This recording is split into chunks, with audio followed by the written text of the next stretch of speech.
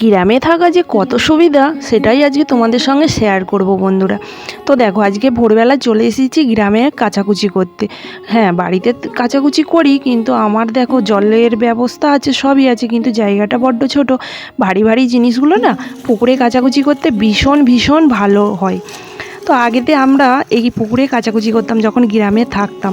আর তখন বাড়িতে সাবমার্সেল ছিল না, এরকম পুকুরে কাচাকুচি করতাম, সরকারি কল থেকে জল নিয়ে আসতাম। কিন্তু এখন বাড়িতে সাবমার্সেল হয়েছে, তাই কারেন্টের বিলটাও অনেক আসে।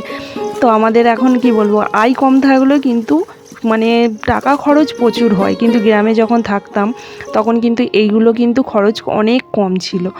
তো যাই হোক, এটাই বলছি গ্রামে থাকার কত সুবিধা, জানো তো। তো কাচাকুচি হয়ে গেছে, প্রচণ্ড ঘেমে নিয়ে একাকার হয়ে গেছি, শরীরটা ভীষণ অসুস্থ লাগছিল কাচাকুচি করে।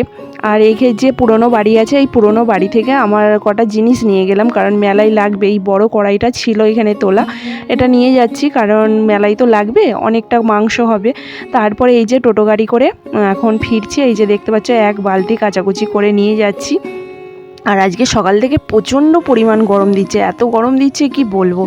তারপর বর্মশাই এই যে নিয়ে যাচ্ছে আমাদের জমির ওখানে, মানে এই যে রাস্তার ধারে আমাদের জমি আছে, এখানে নিয়ে যাচ্ছে। আর এখন দেখো কি সুন্দর চারিদিকে পাট কাটা হচ্ছে, পাটকাঠি শোকাচ্ছে, মানে কি বলবো, খুব সুন্দর লাগে এইগুলো দেখতে।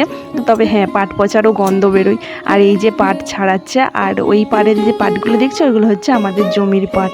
যাই হোক, এখনও কাটা হয়নি, যেগুলো ঝড়ে পড়ে গেছে সেই পাটগুলো কেটেছে, আর সবটুকু পাট কাটা হয়নি। তো চলো, আজকের মিনি ব্লগটা কেমন লাগলো কিন্তু অবশ্যই কমেন্টস করে জানিও।